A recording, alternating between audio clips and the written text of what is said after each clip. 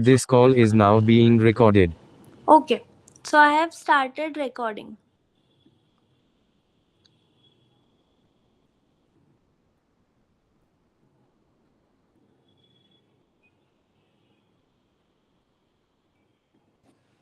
Right, so I hope I am audible. Um, let's start with the questions now. We are going to go through the concepts of Math 1 um, via some questions, and those questions are like they would cover most of the topics. Okay, so let's start with the first question of today.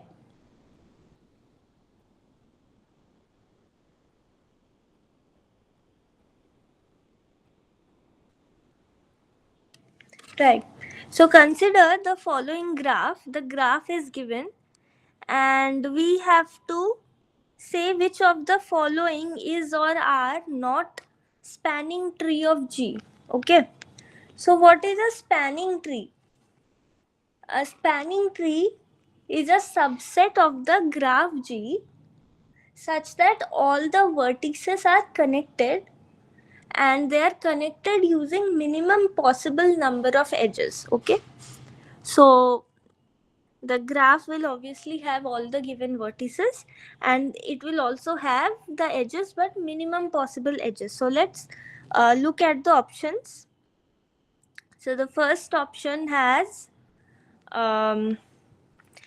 okay, so what is happening when I'm scrolling down, the graph given in the question is not visible. So what I'll do, I'll make the graph in the right hand side so that you can refer it with the options, right? So this is basically the graph. B D E, I'm so sorry. Okay. um A F, right? So this is the graph that's given, and so let's look at the first option. So in the first option we have all the vertices, um, and we also have a the edge CE. This edge CE is not there in the given graph, so this cannot be the correct option. The next one, it has all the vertices, and what are the edges? The edges are AB, BC, BD, AE, EF. So it contains all the edges. I mean, all the edges that are in this option are in the given graph, and all the vertices are also there. And these are the minimum possible edges which are used to connect those given vertices. So this is the option. The next one, in the third option, B is not connected with any of the vertices. So this cannot be the option, because when you say minimum spanning tree, it has to be a connected graph. If it is not a connected graph, it cannot be a minimum spanning tree. So the third option is wrong. Now the last option contains all the vertices. The last option connects all the vertices using a minimum number of edges, and those minimum number of edges are there in the given graph. So the last option is also the answer. Okay.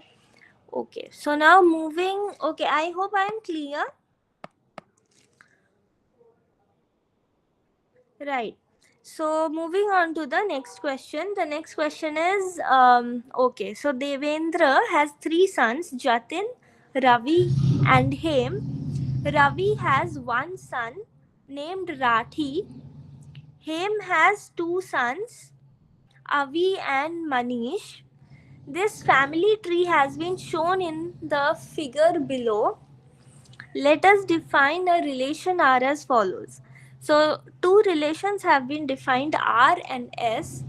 The R relation relates A and B when A and B are first cousins. First cousins means their parents are siblings. Okay. Now the relation R is that, and S is the ordered pair AB, where A is the son and B is the father. Uh, yeah.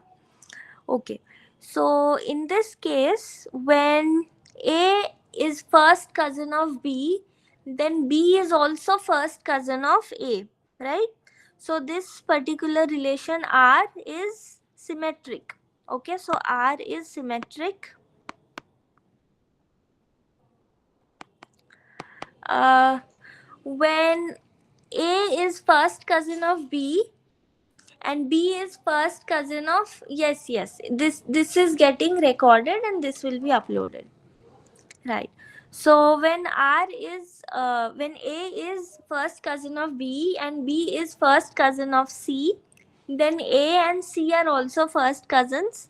So R is transitive.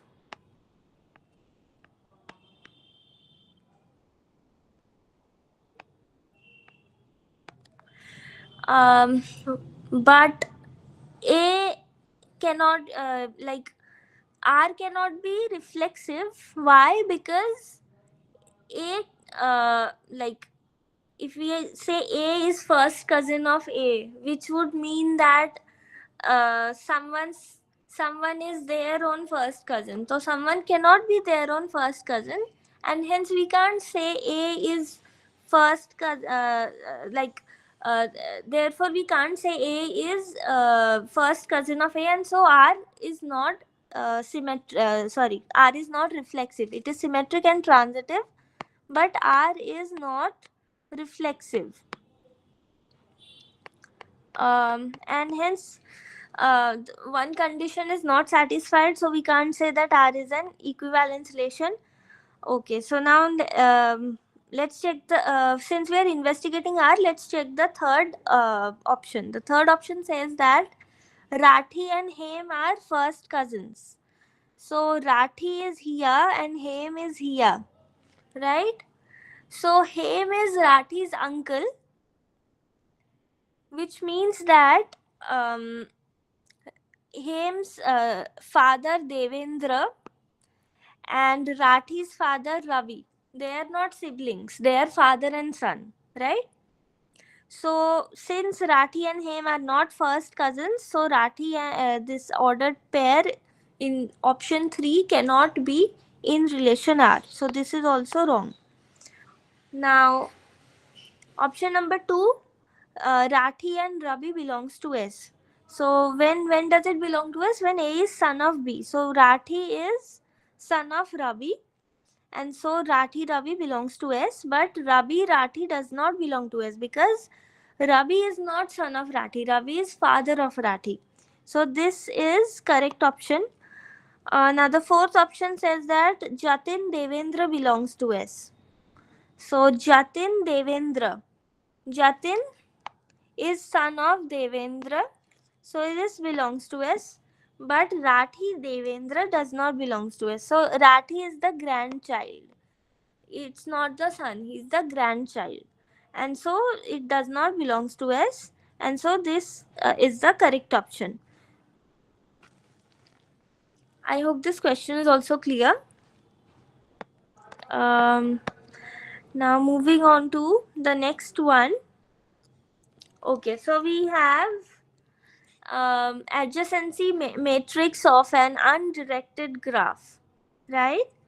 And we want to find out the number of edges and the number of vertices in that graph from the adjacency matrix, right? So let's make the graph from the given adjacency matrix, right?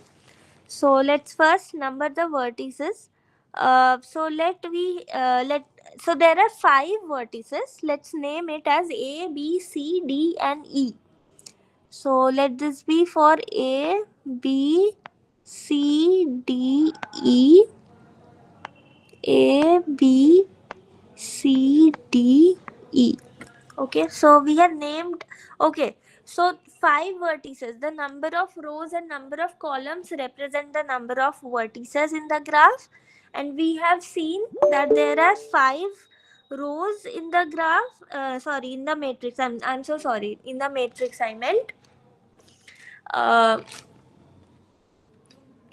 so since there are 5 rows in the matrix, we have 5, the number of vertices is 5, right? So this particular option is correct. And now to find out number of edges, we are going to draw the graph and then we are going to examine how many edges are there in this particular graph, right? So let's draw the graph. A, B, C, D, E. So A is 0, so there is no loop between A and A. If A and A, if there was 1, if it was like this, if there was 1 instead of 0, then there will be a loop. But there is no loop, right? We have 0 here, so there is no loop in this manner.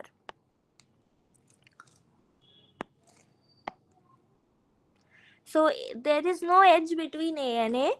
Then A, B, we have 1. And so there is an edge between A and B. Now A and C, we have 0. So there is no edge between A and C. Next we have A and D. There is 1 between A and D. So there is edge between A and D.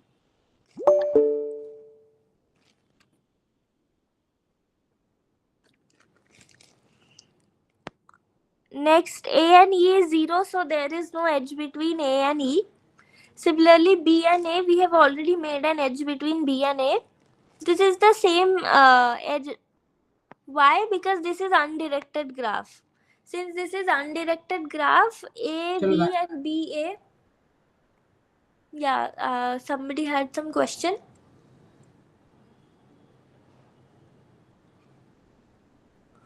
Okay, I'll continue. You can raise your hand, okay, if you have any question. So, since this is undirected graph, A, B and BA both are same edge.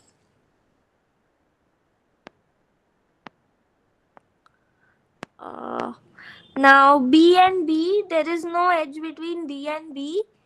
From B and C, there is one edge. For this one, B and C, there is one edge. Then we have BD0, BE1.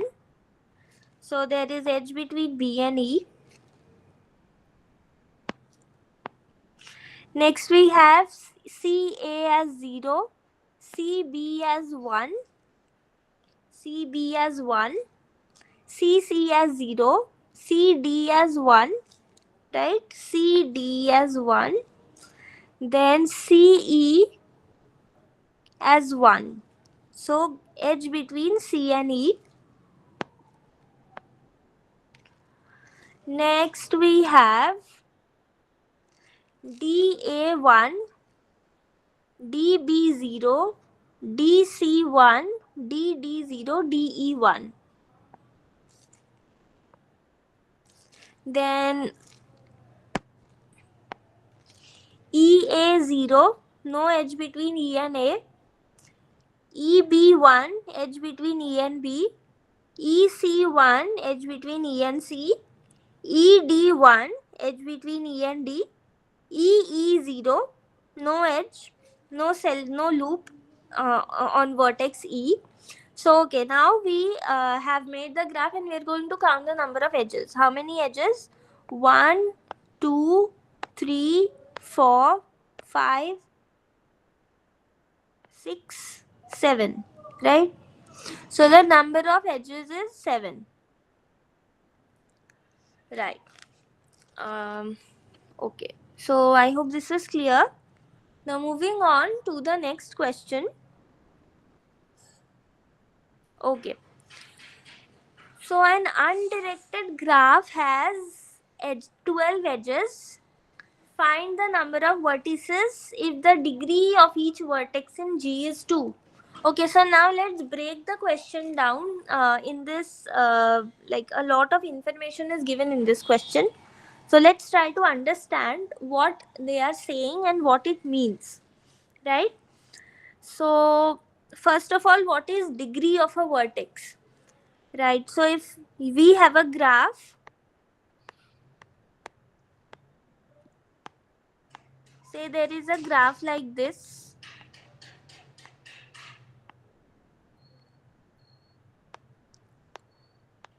Say we have a graph like this. So degree of a graph, degree of a vertex in graph is the number of edges connected to the vertex. Okay. So for the vertex A, the degree of vertex A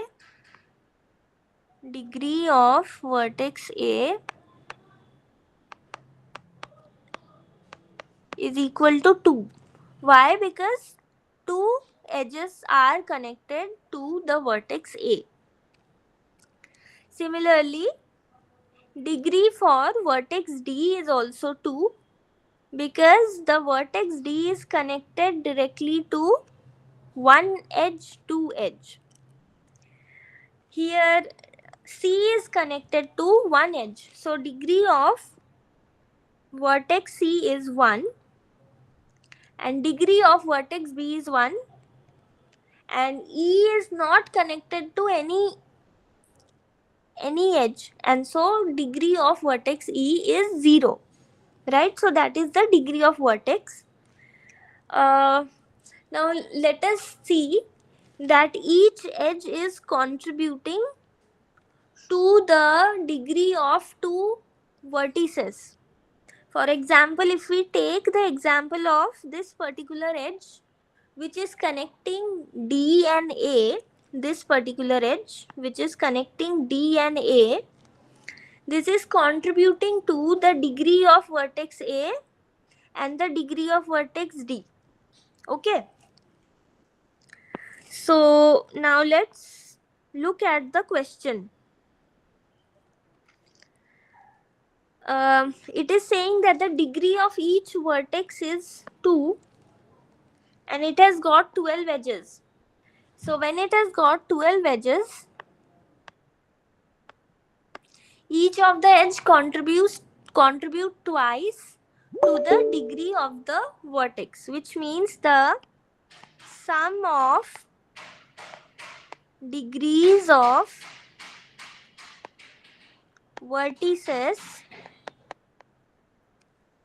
in G is 2 into number of edges. What is the number of edge? 12. So 2 into 12, which is 24, which is the sum of the degrees.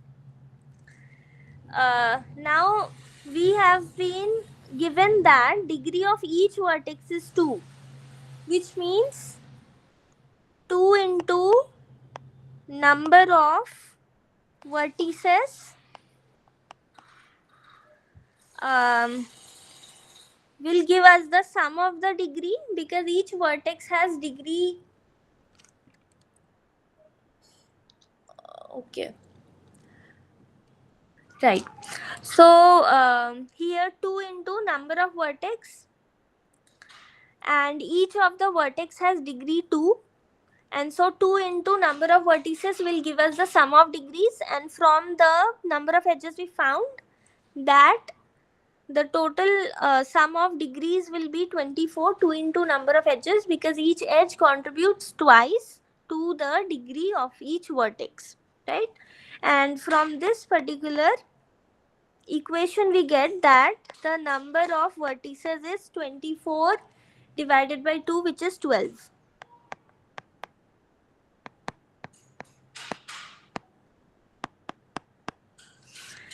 So that is what we were asked, number of vertices. So now moving on to the next question.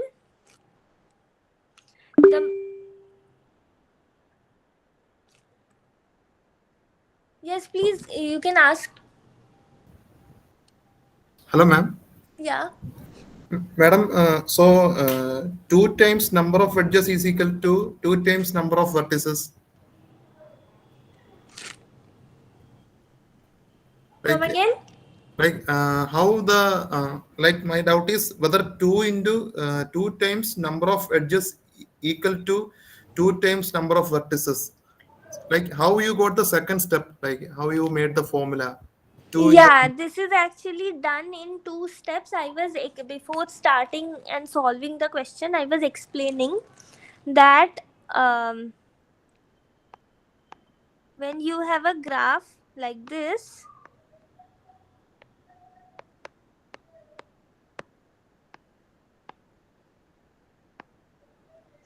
okay, so notice that when you have a edge, say this particular edge between A and B, degree of A is 2. We are counting this and this, and degree of B is also 2, where we are counting this edge and this edge. Okay, Degree is number of edges connected to a vertex. Now notice that one particular edge contributes twice to the sum of the degrees. Okay? okay, ma'am. And so we get this particular line where sum of degrees is 2 into number of edges. Right? Yes. Then the second line comes from the given data, which says that degree of each vertex in G is 2. And so if we want to find the sum of the vertices, sum of the degree of the vertices from this particular point, then 2 into number of vertices will give us the sum of the degrees. And hence we equated both sides, and we got number 2 into number of vertices as 2 into number of edges. Okay? Okay, ma'am. Understood. Okay. Thank you. Okay. Okay. So moving on.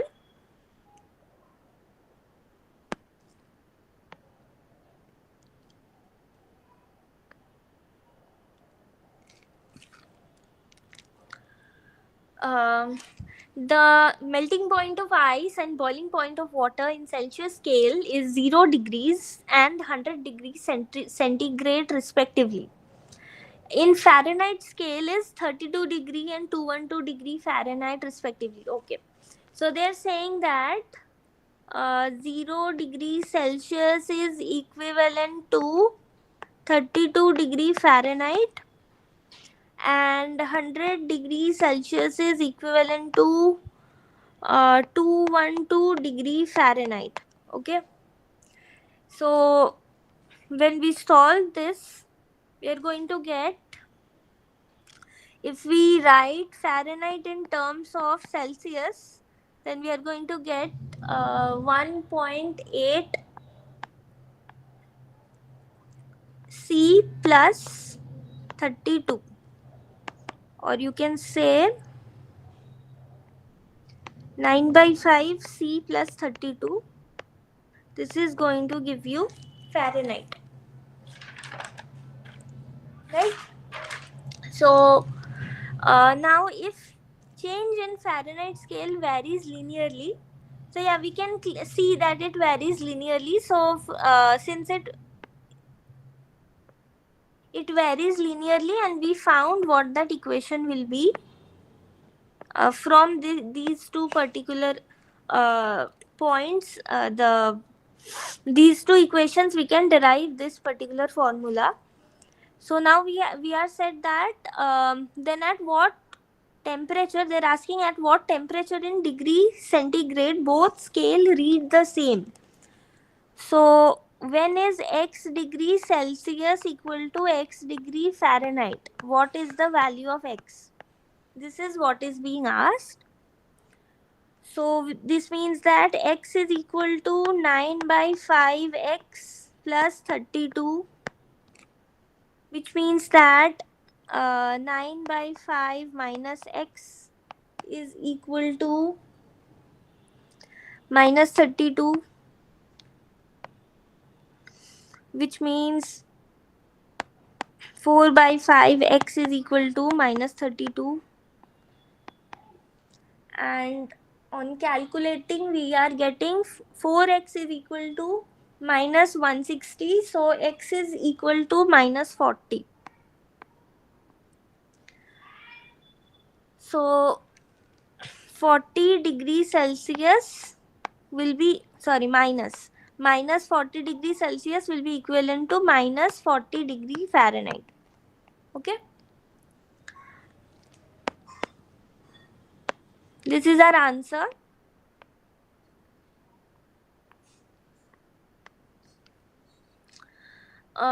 Now moving on to the next question. So choose the most relevant representation of the following function from the given options. And we are given 4 different graphs, right? Fx is equal to log minus x square plus 14x minus 45. So what do we know about the log function? About the log function, we know that when log is 0, then when x is 0, then log tends to minus infinity. Okay. About ordinary log function, we know this, that the graph looks like this. So when this is log function,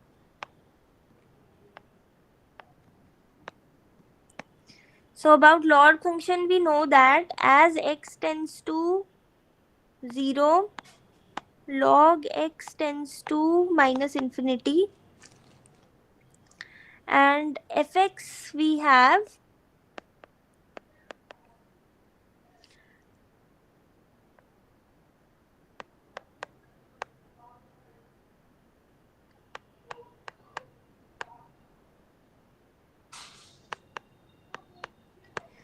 this is the fx we have. So we have to check the value for which minus x square plus 14x minus 45 is equal to 0. So when this will be equal to 0, fx will tend to minus infinity, because that is the property of the log function.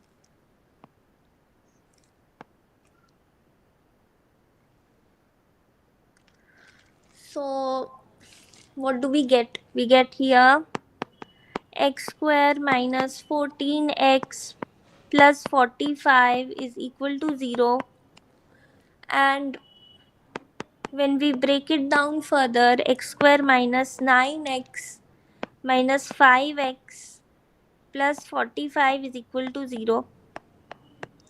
So those who are wondering how we are breaking this down, how we are breaking minus 14 into minus 9 and minus 5.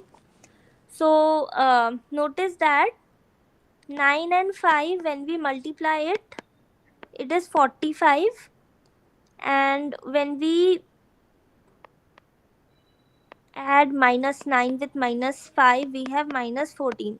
So when you are given a quadratic equation, you have to find the two numbers whose product is is this third number, and whose sum is this. Sum as in you have to consider the sign as well. Okay. So that is how you can solve a quadratic equation and split it in this manner. So x square minus 9x minus 5x plus 45 is equal to 0. X minus 9 minus 5x minus 9. And so you get x minus 5, x minus 9. This is what you get. And from here, when the function is 0, x is either 5 or x is 9. Okay. So let's examine the graph now, because this means that between 5 and 9, the function may have any value, but as x approaches 5, the function should approach minus infinity, and as x approaches minus 9, the function should approach minus infinity. So in this particular option, this is happening. This is 5 and this is 9, and we see that this condition that we discussed about the property of log function, that's satisfied in this particular option. So this is our answer.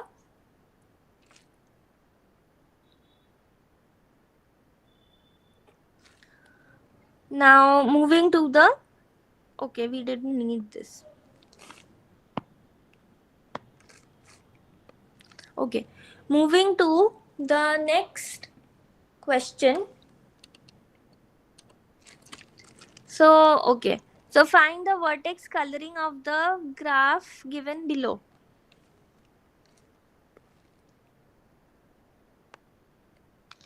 Let's find out how this particular coloring is being done.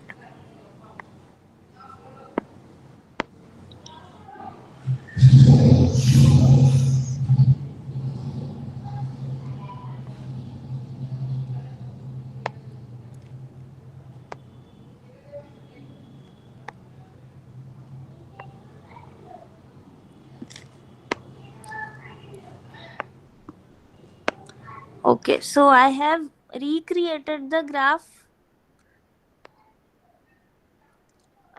Forgive my bad drawing.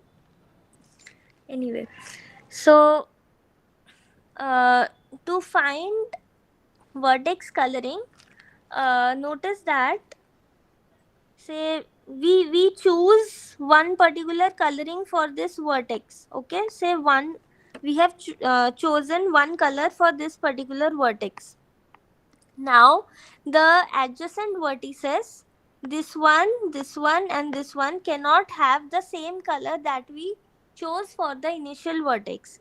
So say we chose 2 for this particular vertex. So this vertex is adjacent to both 1 and 2, and so this will have the third color. Okay, and this particular vertex is adjacent to 2, so it can have the initial color, because we don't want adjacent vertices to have the same color. But this is adjacent, this particular vertex is adjacent to this vertex, not the initial one, and so this particular vertex can have the initial color. Now moving to the next particular vertex, this one, this vertex is adjacent to this one and this one, and so this can have the third color, because this one and this one are not adjacent, so they can have same color. Only the adjacent vertices are going to have different color. Now this one is adjacent to this one and this one, so it can have color 1, it can have color 2. So let us choose color 1, and when we have chosen color 1, this particular vertex can have color 2, and this particular vertex is adjacent to 3, 2 and 1. So all the 3 colors are adjacent to this particular vertex. This one, 2, the 1 and 3. And so this will take the fourth color. So how many colors do we need to color this particular graph so that adjacent vertices do not have same color? The answer will be 4.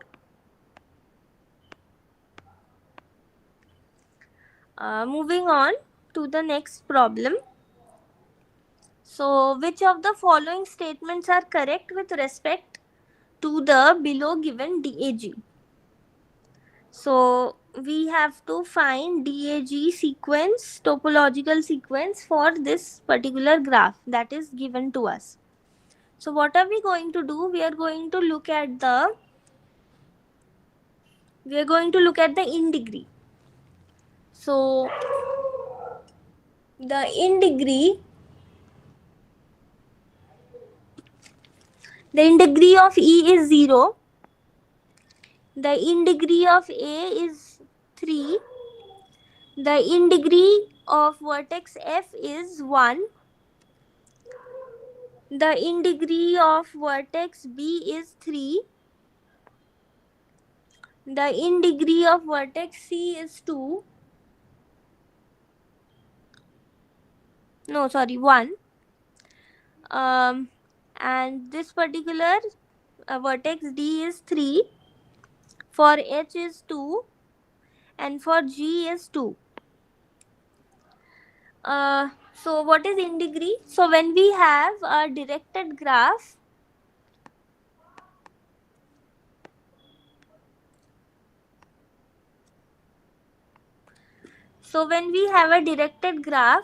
say two vertices are there, vertex B and vertex A, and one particular edge is running from vertex B to vertex A.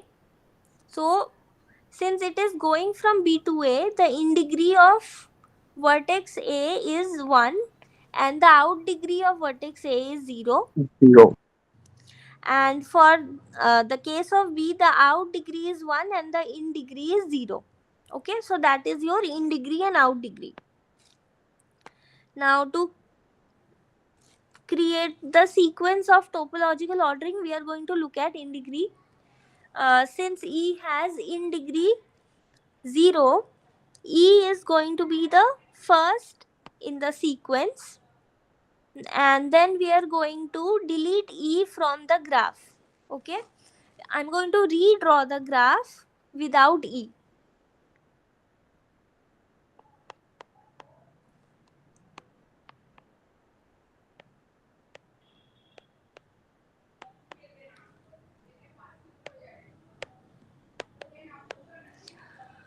And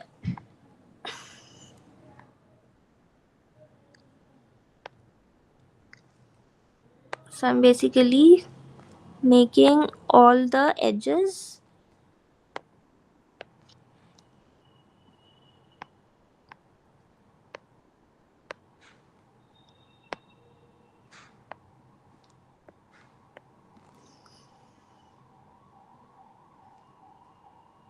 okay. Now for the vertex F. Okay, so for the vertex F, we have deleted the vertex E and all the edges that were going out from the vertex E, right? And now we are going to look at the in degree of the graph that is remaining with us. Okay, I hope I have right. Okay, fine. So let's check. So in degree of vertex F is now 0. The in degree of vertex A is 2. The in degree of vertex B is 2. The in degree of vertex C is 1. For D is 3. For H is 2. Right? So since this has in degree 0, we are going to write F next in the sequence, and then we are going to delete F and the edges going out from the vertex F. And now again we are going to examine the in degree. So now in degree of A is 2, in degree of B is 1, in degree of G is 2, in degree of H is 2, in degree of C is 0, in degree of D is 2, and now C is next in the sequence. And now we are going to remove C and all the edges that are going out from C.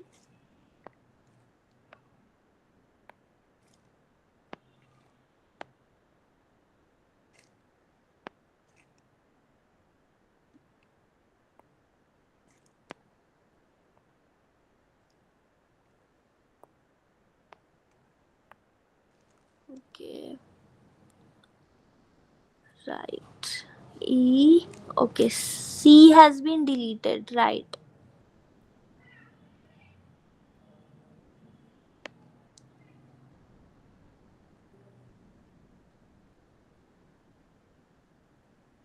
Okay.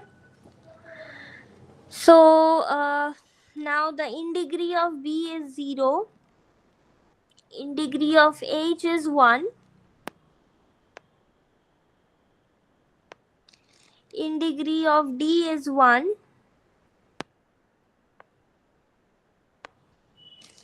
and in degree of A is 2. So now since B has in degree as 0, B is next in the sequence. And now we are going to delete B and edges that are going out from the vertex B. Let's now check the in degrees again. In degree of D is 1, in degree of H is 1, in degree of G is 0, and in degree of A is 1.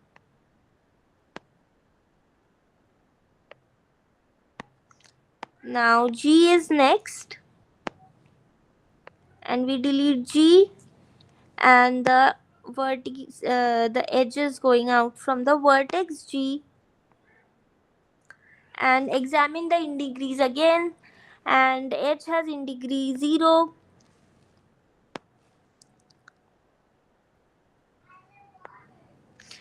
D has in degree 1, A has in degree 0. So now what we can do, we have two options. We can put A next, we can put H next, right? So if we put A next, the next vertex with in degree 0 will be H, and if we put H next, the next vertex with in degree 0 will be A.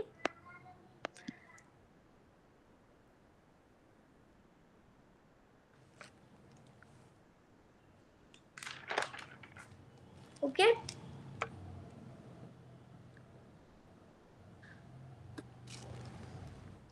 Well, actually we can put D also, because when we are deleting the we can put D also, because when we are deleting the vertex H and the edge between H and D, D also has in degree as 0. So we can do that as well.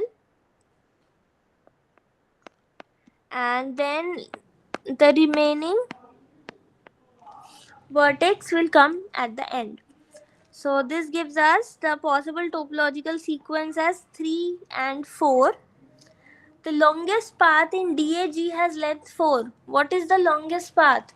The longest path is, if we uh, examine the topological sequence, the longest path is clearly between E and D. The longest path is clearly greater than 4. So this is not the correct option. Possible topological sequence A, G, H, D. No, G is coming before A. G is coming before A. So this is also the wrong option. So the right options are 3 and 4. Okay, so now moving on to the next question.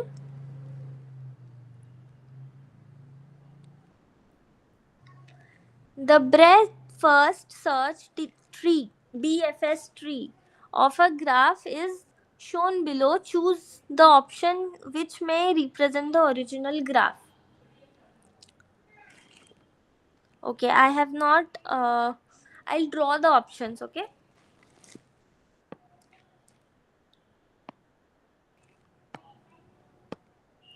I'll draw the options below. So let's first understand what breadth first search is.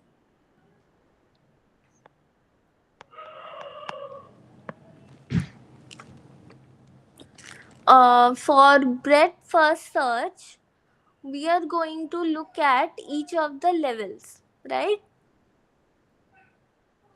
So notice that in this particular we are saying that 0, when we are starting at 0, we can go from 0, from 1 to 3, right? We are looking at the breadth of this, like we are going to all the adjacent vertices. So if we have a graph like this,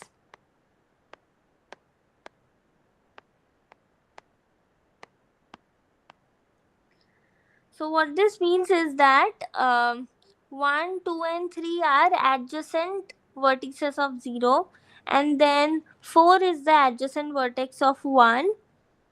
5 is not adjacent vertex of 1, right? So we are going to look at the options once. Okay.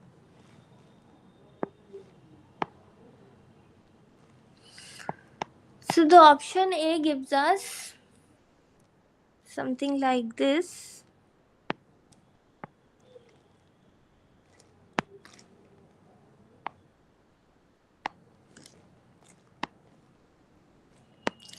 So all the vertices, it looks something like this, and the option has some more vertices. 1, 2 and 3 are connected. This is connected. 1 and 8 is connected.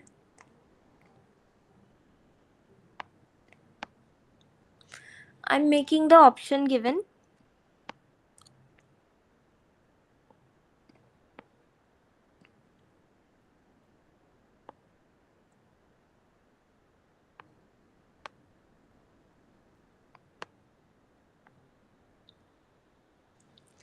So notice that for 1 and 8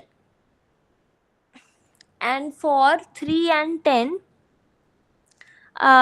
in this particular option they are connected, but here this is not directly connected, right?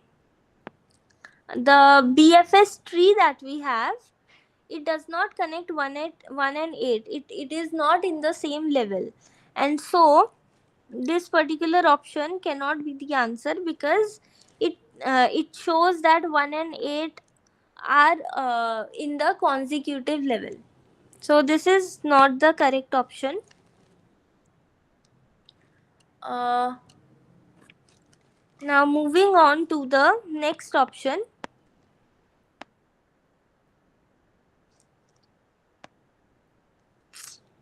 Okay.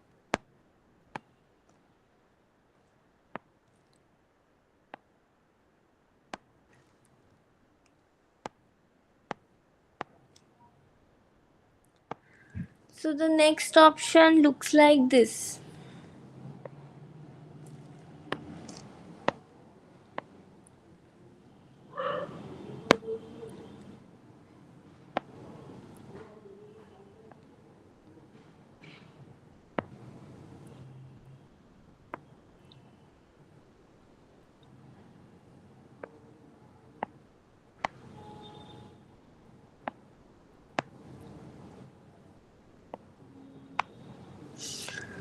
I'll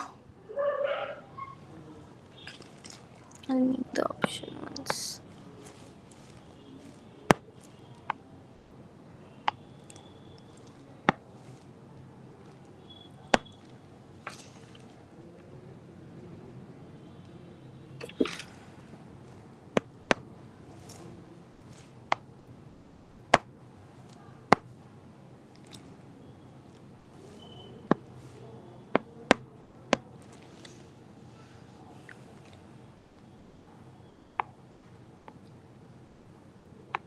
So I'm making the option so that I can explain them together, and you can see what went wrong there. Okay, this edge is not there in this option.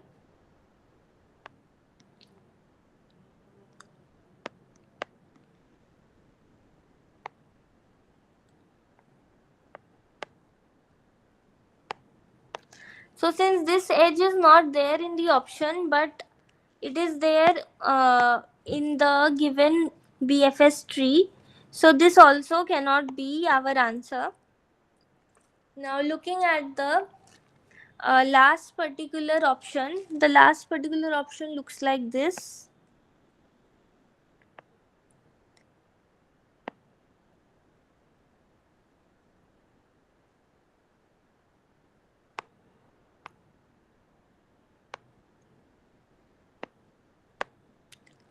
And in this particular option, there is no edge between 5 and 9, and so this since this is the missing edge, this also cannot be the answer. So now let's look at B. So when we are doing the breadth first search of this particular graph and we start at 0, from 0 we can go to 1, 2 and 3. Okay, and hence in BFS tree we are making these three edges, and when we are reaching 1, from 1 we can go to 2, 5 and 4. We are already reaching 2 from 0, so we are not repeating that particular vertex, so we can go to 4. We are starting at 4 here, and after 4 we can reach 5 from 2, and should I make a different figure to explain this, or are you able to understand from this particular option?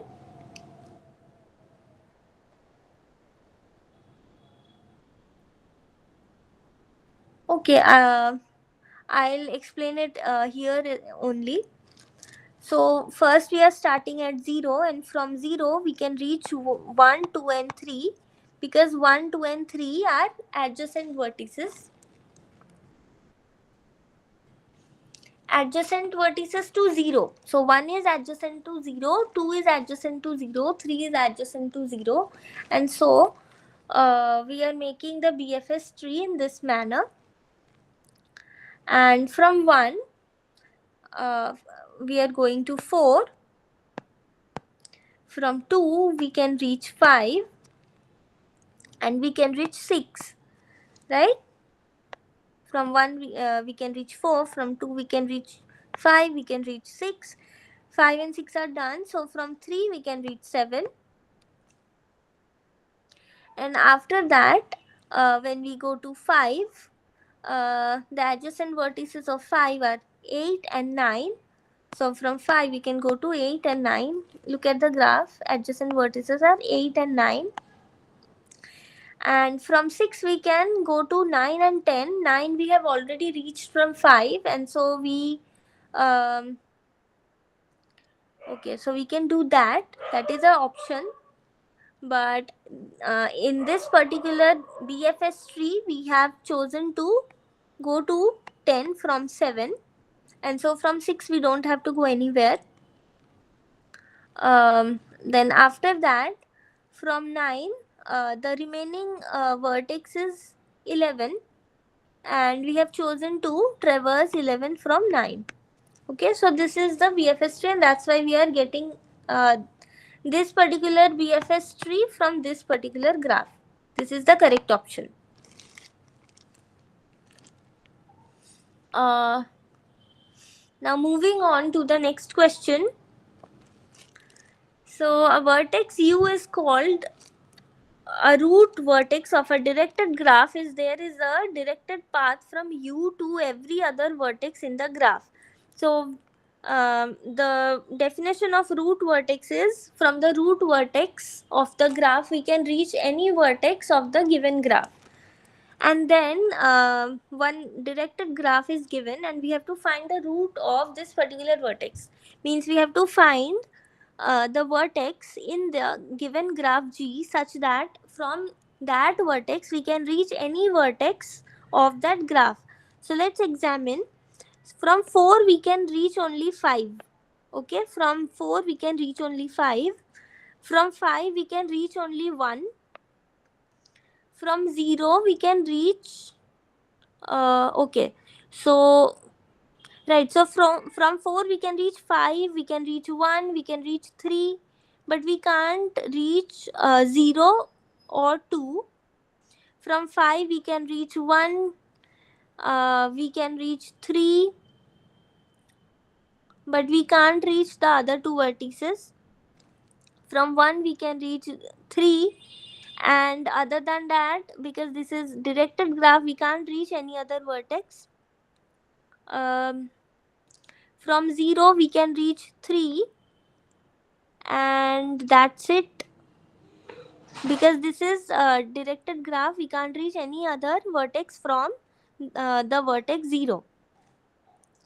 Then from vertex 1, we can go to vertex 3 and nothing else. Okay, now let's examine the vertex 2.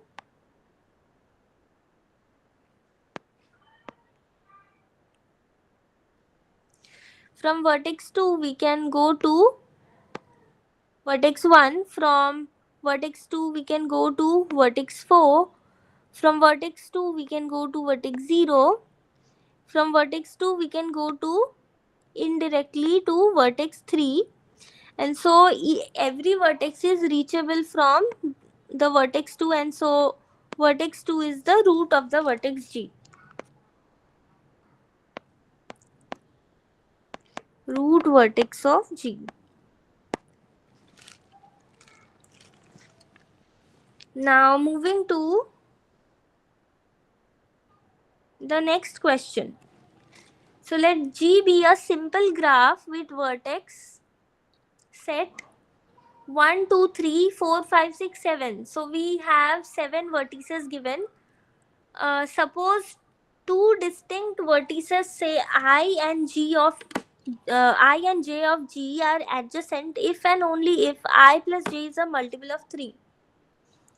So what does it mean? It means that, say we have vertex 1 and vertex 2. We are saying that 1 and 2 are adjacent. Adjacent means we can make an edge between 1 and 2 if 1 plus 2 sorry, if 1 plus 2 is a multiple of 3.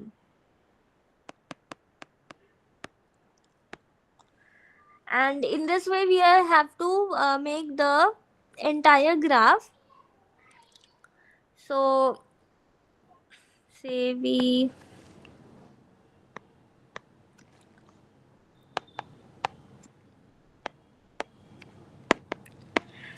have 7 vertices. I'm so sorry, this is 3. So we have 7 vertices and we are going to see how to connect the edges, and then we have to find the number of edges. So 1 plus 2 is 3, multiple of 3. 1 plus 3 is 4, not a multiple of 3. 1 plus 4 is 5, not a multiple of 3. 1 plus 5 is 6, a multiple of 3, and so we draw the edge. 1 plus 6 is 7, not a multiple of 3. 1 plus 7 is 8, not a multiple of 3. Then 2, 1 is done. 2 plus 3 is 5, not a multiple of 3. This is 6, this is a multiple of 3. 7 is not a multiple. 6, 7, 8 is not. 7, 8, 9. So here we have one edge.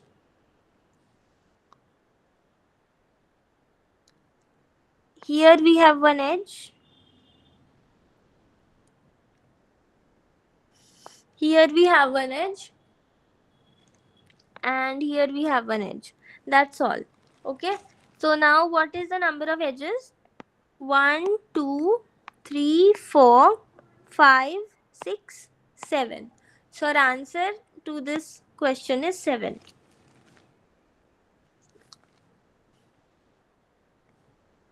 Okay. So now moving on to the next one.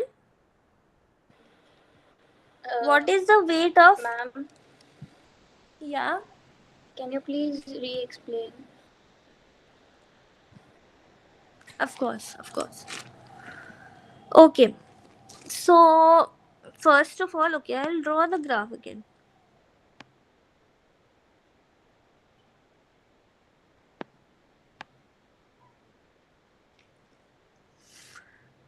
We have to make a simple graph. Okay, simple graph means there will not be any self loop, nothing like this.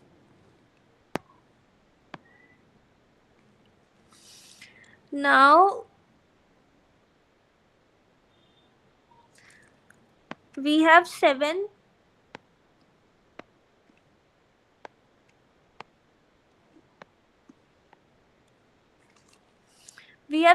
vertices.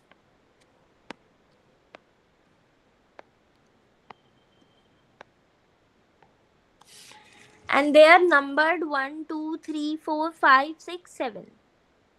Okay. Now suppose two distinct vertices I and J. I and J are adjacent. So when do we say two vertices are adjacent? We say two vertices are adjacent when there is an edge between I and J. We say I and J are adjacent if there are two vertex I and J and there is an edge between I and J. Then we say that I and J are adjacent vertices. Okay. So what are we saying? What is the condition of adjacent vertices given here? Suppose two distinct vertices I and say I and J of G are adjacent. When is it adjacent? When I plus J is multiple of 3.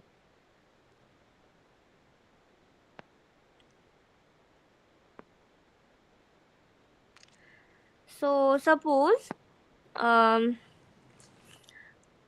suppose you have a vertex 10 and a vertex 3. Then you are going to make 3 adjacent to 10. That is, you are going to make a edge between the vertex 10 and a vertex 3 when okay, what did I do? Okay, you are going to make an edge between vertex 10 and vertex 2 because 10 plus 2 is equal to 12 and 12 is a multiple of 3. You can write 12 as 4 into 3. But for 10 and 3, you can't have an edge between them because 13 can't be 13. How? 10 plus 3, 13. The sum I plus j. So 10 plus 3. I plus j, 13 is not, you can't write it as 3n. You can't write it as 3n. Okay. So you can't make an edge between 10 and 3. But in the case of 10 and 2, 10 plus 2 is 12 and 12 can be written as 4 into 3. And so 10 and 2 are adjacent vertices while 10 and 3 are not adjacent vertices. Okay, is this clear? Yes, ma'am. Okay. So this is why we are connecting 1 and 2 because 3 is a multiple of 3. 3 is written as 1 into 3 and 7 and 2 is 9. 7 plus 2 is 9, which is 3 3s are 9. 2 plus 4 is 6 and 2 3s are 6. 6 and 3, 6 plus 3 is 9, which is 3 3s are 9. So this is now 6. 1 and 5 gets connected. Similarly, 5 and 4 gets connected. Similarly, 7 and 5. 7 plus 5 is 12 and 12 is a multiple of 3. So this is how we are getting the graph and they are asking us the number of edges in the graph. And when we count the number of edges, we get 7 edges. Okay? Yes, ma'am. Okay, now moving on to the next question. What is the weight of the minimum spanning tree of the graph given below? So, minimum spanning tree. First of all, what is spanning tree? We have seen spanning tree in the first question today.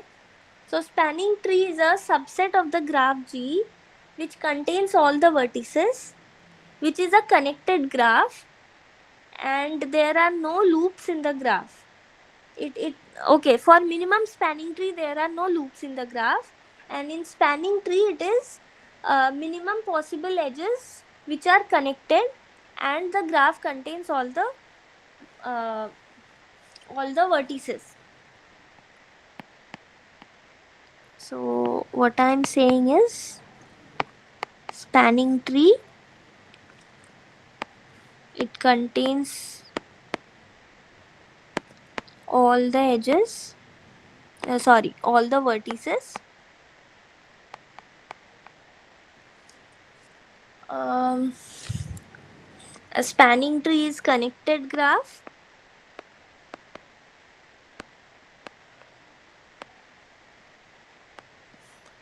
And a spanning tree contains minimum possible edges required to connect all the vertices in the graph. This is your spanning tree. So what is minimum spanning tree? Minimum spanning tree is a spanning tree and it contains no loop.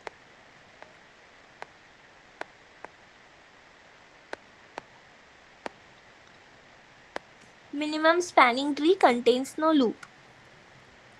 So when we are saying weight of minimum spanning tree, first step we have to do is we have to find the minimum spanning tree. And after we find the minimum spanning tree, we are going to add the weight of the minimum spanning tree obtained. Okay. So if we start from C1,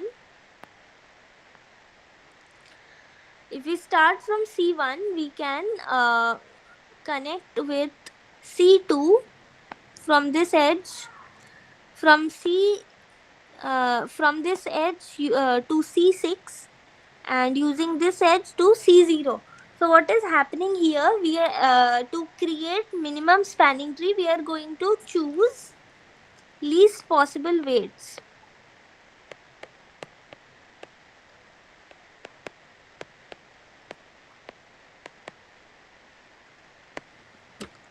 We have to choose least possible weights. Okay. Now from C2 we have two options. We can go to C0, but the weight is 3. So if the weight is 3, it can't be minimum. So we choose to go to C3 because the weight is 1 here. Then from C6, we can go to C0 or we can go to C5. But if we go to C0, two things happen.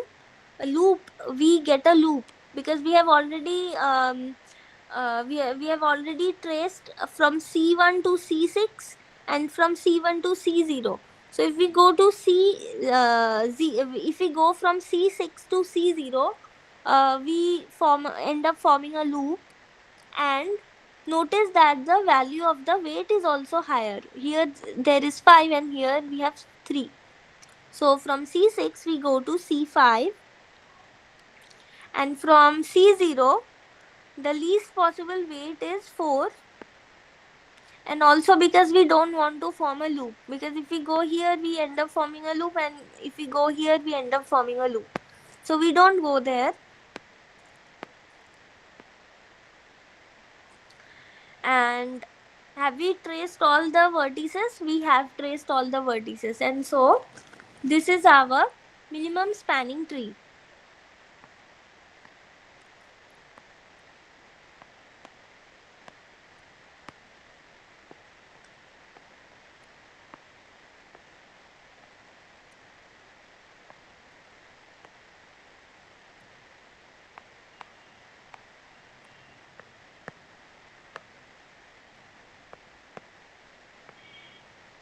This is our minimum spanning tree.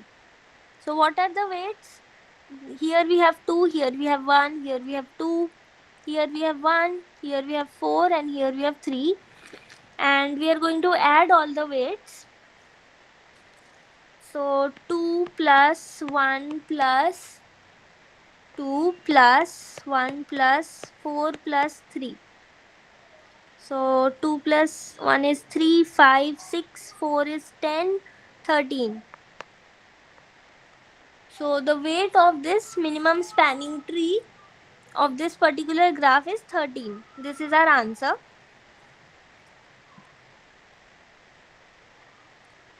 Okay, is this clear?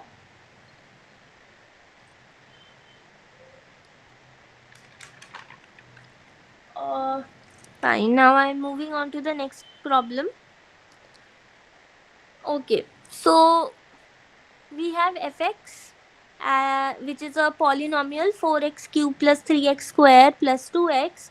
Then find the value of the integral integration from 0 to 2 fx dx using limit of Riemann sums as n tends to infinity for the given partition. And they have given the partition. Okay, So let's see what they're asking here.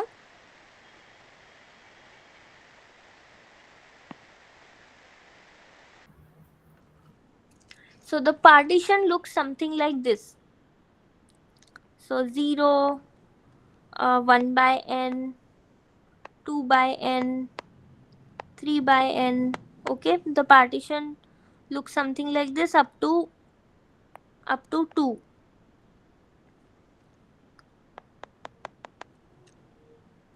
I by n. Okay, so this is our partition. Uh, and xi star is equal to 2I by n. And the polynomial that we have is this: 4x cube plus 3x square plus 2x. Now this means that the polynomial set, it looks something like this. The polynomial looks something like this because this is a 3-degree polynomial, so it looks something like this. Now when we are saying we want to find the integral, this means that um, sum of Riemann limits is that when we have a partition, then we are going to form small rectangles. Integral is the area under the graph. When we are saying we want to find integral, it means we want to find the area under the graph. Okay. Um, so to find that area under the graph, they have given us this particular partition, and this particular partition would look something like this. And so under this particular graph, it will have uh, some rectangles that look like this, and we are supposed to find the sum of the areas of these rectangles under this graph, specifically under this graph, because we they have given the polynomial to us. uh yeah. Actually, um, x1 is 2 by n, so x3 will be 6 by n in that way, right, ma'am? Yeah, I mean, I made it just I only wanted to make you understand the concept. Okay, ma'am. Okay. Okay, right? So now as n tends to infinity, um so as n tends to infinity, so here notice that the in the partition, partition we have chosen, n is in the denominator. So when n is in the denominator, and n tends to infinity, so the width of the rectangle becomes smaller and smaller. Okay, so it becomes like this: smaller rectangles, and they cover more area, which means we actually don't have to calculate individual area of the rectangle. Since n tends to infinity, we can just calculate the integral in the normal way that we do. Explained it as area under the graph and using the rectangle so that you understand why we are taking the integral as it is. So you have 4x cube plus 3x square plus 2x dx, and we are taking the definite integral from 0 to 2, and here we have 4 into x to the power 4 by 4 plus 3 into x cube by 3 plus 2x square by 2, and the limit is from 0 to 2. So we get 2 to the power 4 plus 2 to the power 3 plus 2 to the power 2.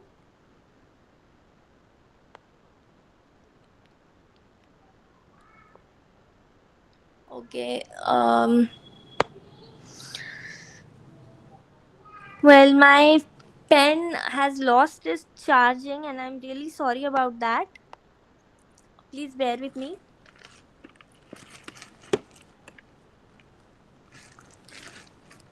Um The recording will be available or not in the YouTube? yes, recording will be available in the YouTube. That's right. Can you share the link? Actually, not able to find out the. I think it is going to be uploaded later on. Okay, ma'am. Oh, fine. Yeah. Um. Okay. So let's complete this question first. So 2 to the power 4 plus 2 cube plus 2 square, which is 32 plus 8 plus 4, which is 28. Okay. So actually my pen has lost its charge, so I'm not able to write. Uh, okay, let's move on to the.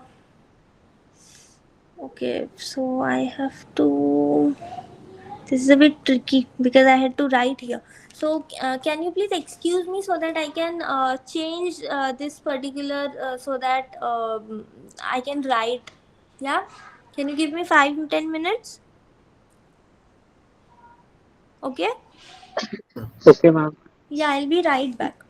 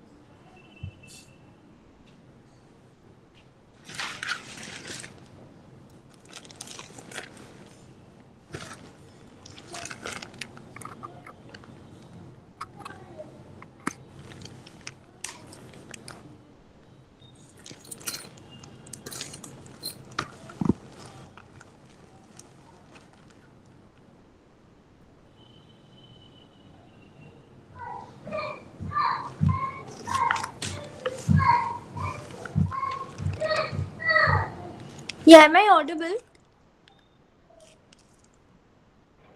Yes, ma'am. Okay. So this has got 2 square. This is not a convenient pen. Anyway.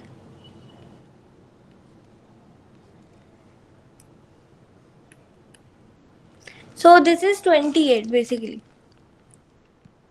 Uh Now moving on to the, okay, I have to make the graph for this one.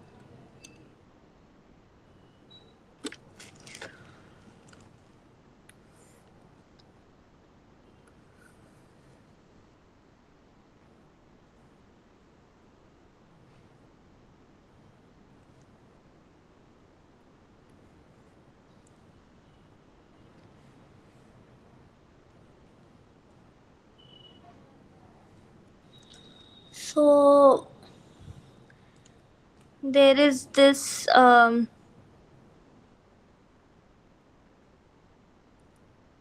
will actually be inconvenient.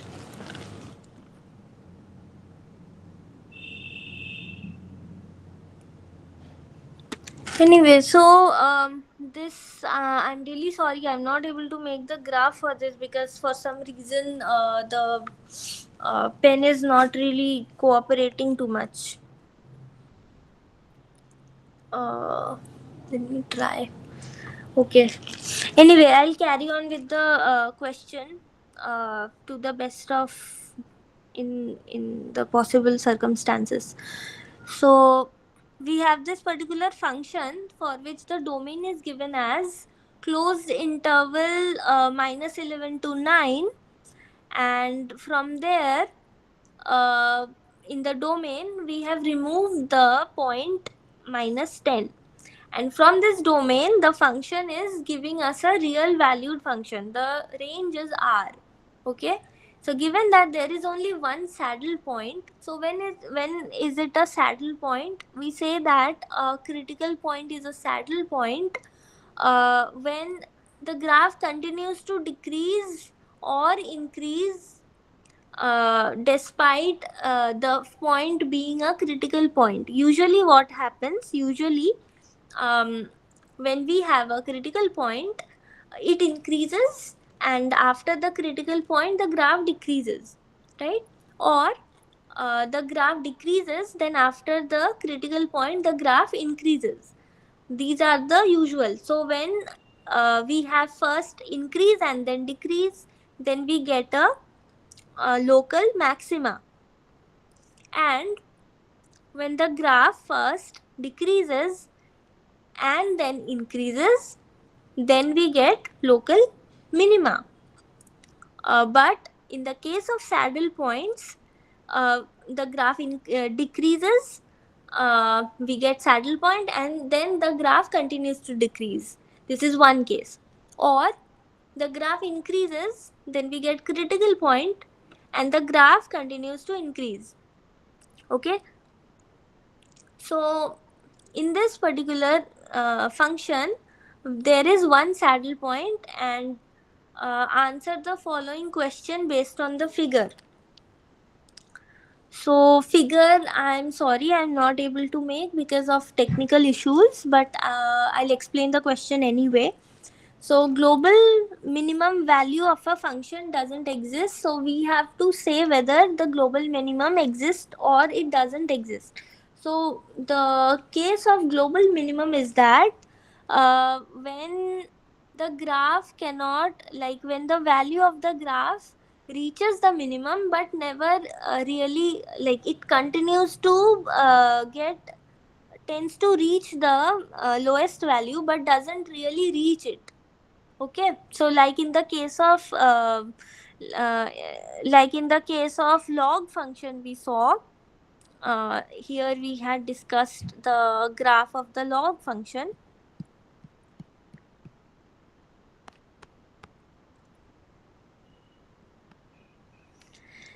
that as x reaches 0, log x reaches minus infinity.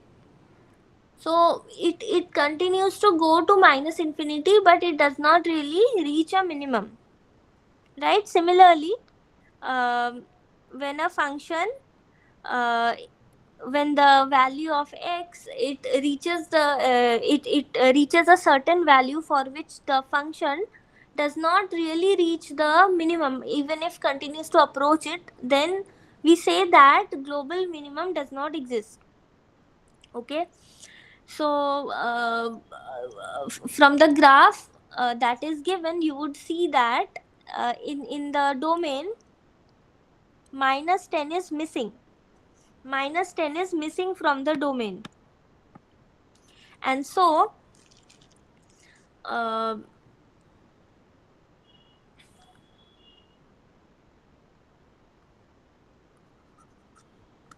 since minus 10 is missing from the domain, the graph cannot really reach the minimum value, and so the function does not reach its global minimum value.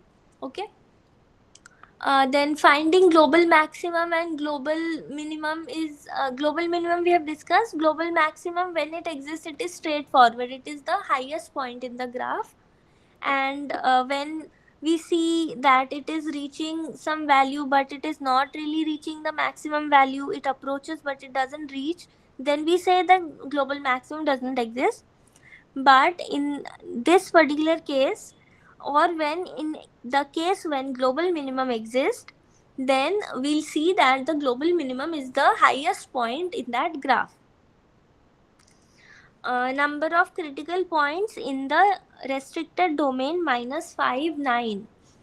So number of critical points, critical points are the points where the graph is either reaching a maxima or a minima. Those are the critical points. So for the restricted domain minus 5 and 9, where we are not including minus 5 and we are not including 9, uh, in that interval we have to see uh, which are those points of maxima, points of minima, or if exist then point of inflection, that is the saddle point. So we have to count the number of critical points in that particular domain. So if you had the graph in front of you, then you would see what those points are.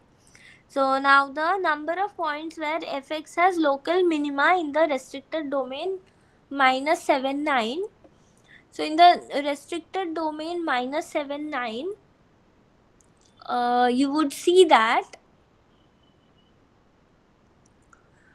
you have to see the local minima points. Local minima points means, local minima points is where the function first decreases and then increases. So between decreasing and increasing, the critical point that we reach is the point of local minimum. It may not be the lowest point, but since it is the point where the graph takes a downward trajectory, so it is the point of local minimum. So I have to count the number of local minimum in that particular domain. Okay, this also needed. Okay, let me see. This probably, because this has no drawing involved.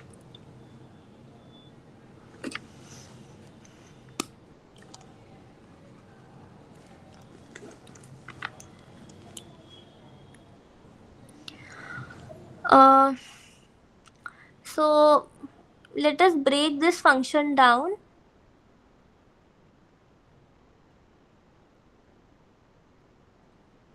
Fx is equal to mod of x square minus 4x plus 3 divided by x minus 3.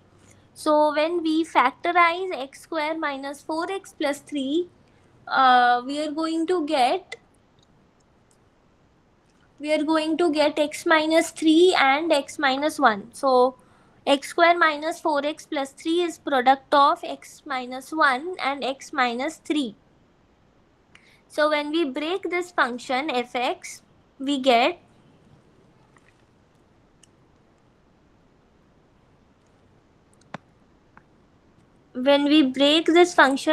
we get x square minus this.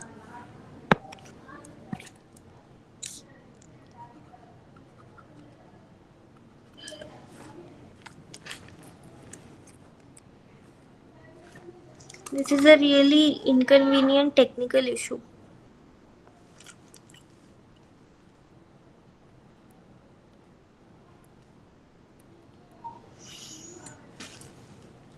Just a sec, I'll be right back.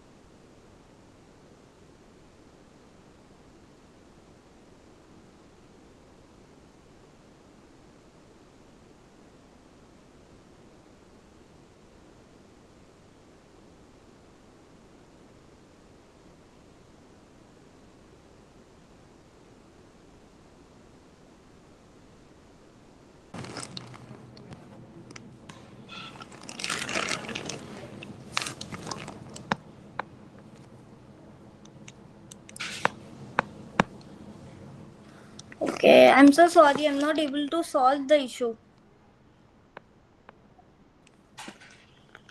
The charging went away in a very inconvenient timing.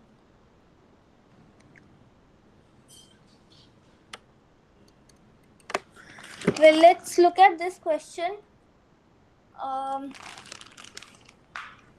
The value of a quadratic function fx increases over the interval minus infinity minus 10, decreases over the interval minus 10 infinity. Also f0 is equal to f minus 20 is equal to 30. Which of the following statements about fx can be true? So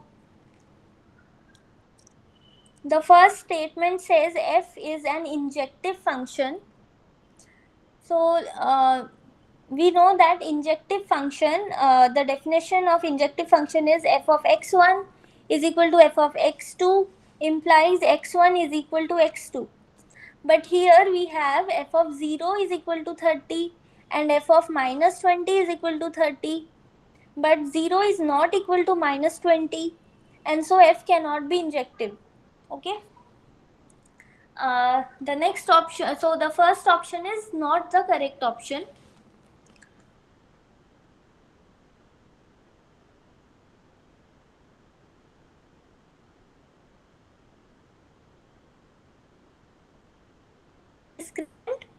The discriminant is b square minus 4ac, quadratic function. So when f of x is quadratic, then fx is equal to ax square plus bx plus c. Okay. So the discriminant is b square minus 4ac.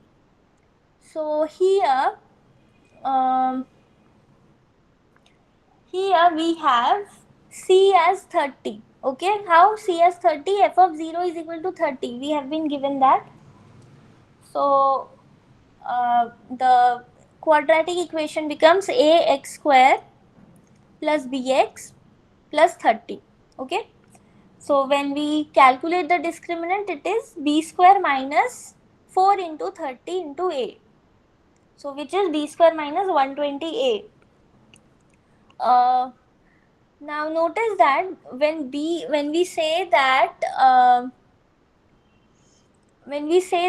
f of 0 is 30 and f of minus 20 is 30, and we trace the graph of this particular like quadratic equation, means it forms a parabola, right? So a parabola, it intersects the x axis twice. So two real x intercepts, which means that the square root of the discriminant is real and non-zero.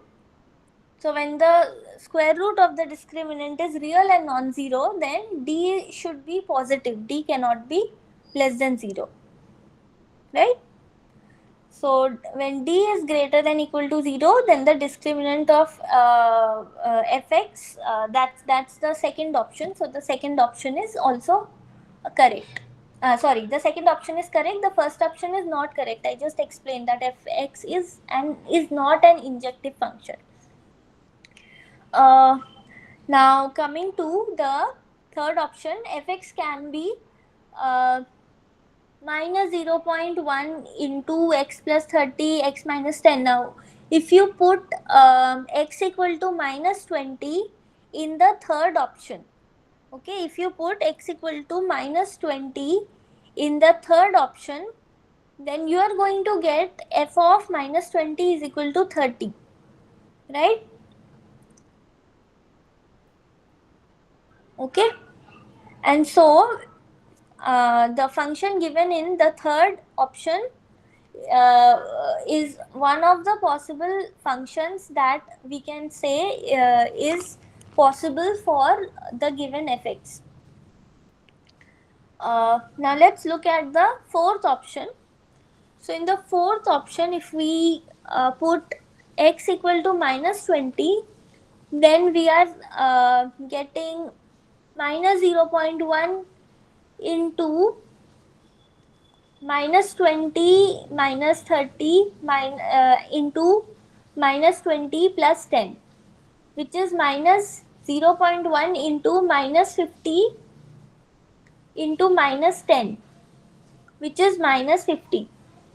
But we were supposed to get 30. We were not supposed to get minus 50. The given condition is f of minus 20 is equal to 30. So the fourth option does not satisfy the condition, which means that fourth option is incorrect. So for this particular question, the second option and the third option are the correct answer.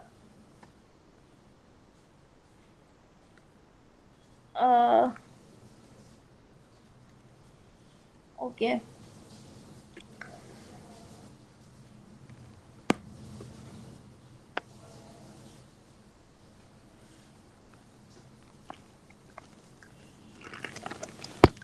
So a company wants to manufacture iron rods. Before they start production, they estimated the total cost C for producing X number of rods, and that is Cx is equal to 0.x plus 1000.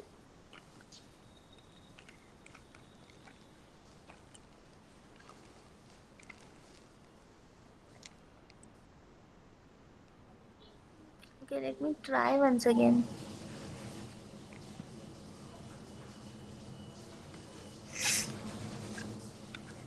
Well, the pen is still not working. Okay.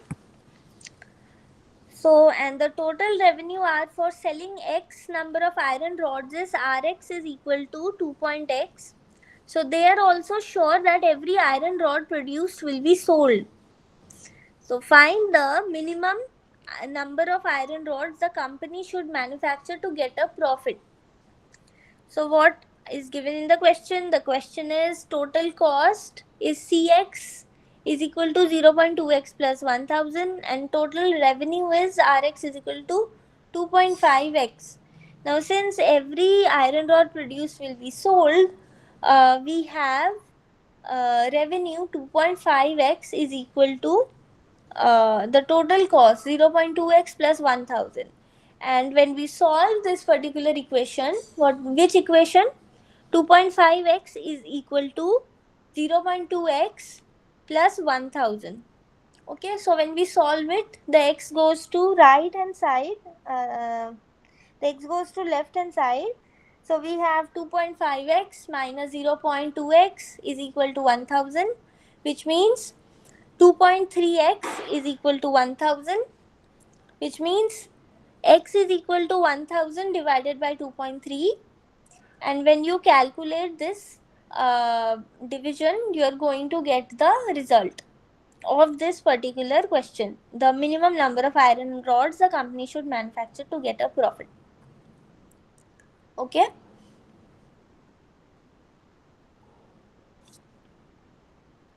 Okay, so moving on to the next one.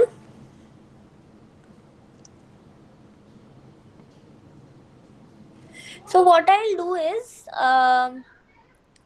after the class, before I give the notes for this class, I hope my pen will be charged by then. So I am going to the questions that I'm explaining verbally, I'm going to write the solutions down before I give out the notes to for distribution. Okay. So I'll just explain the questions now, but when you'll get the notes, you'll have the solutions in the notes.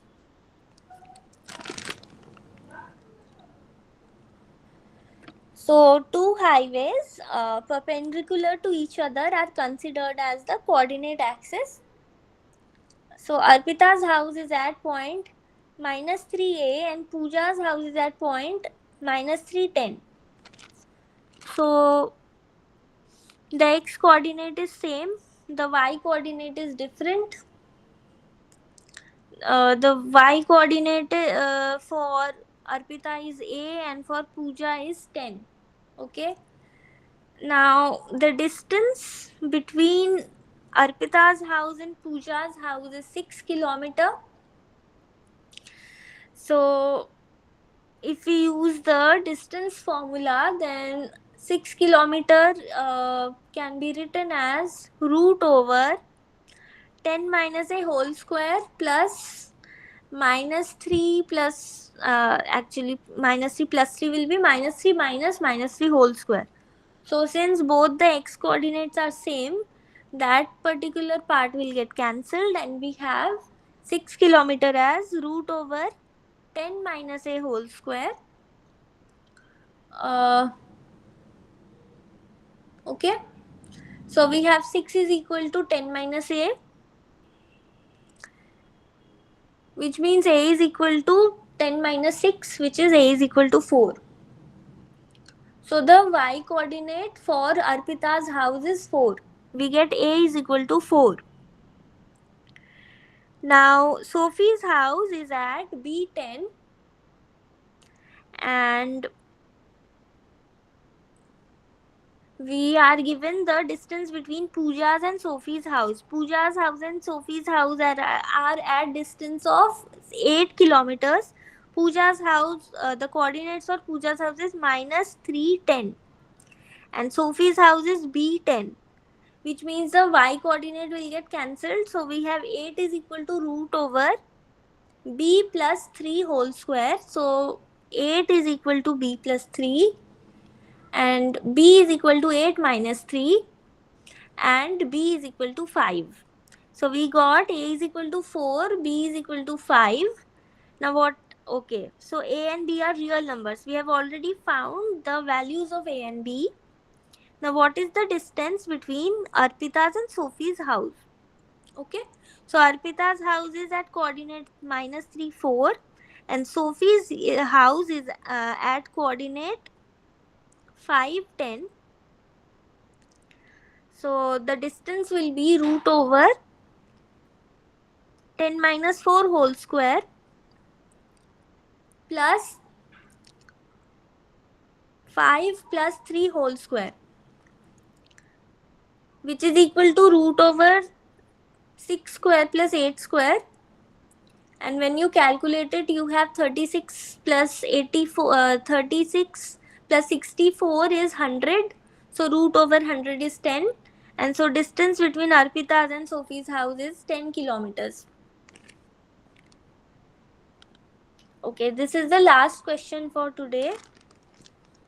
Thank you so much for cooperating and for bearing with the technical issue. I'll make sure that when I give out the notes, the solutions will be there and the explanation I have already given to you. Okay, I'll stop the recording now.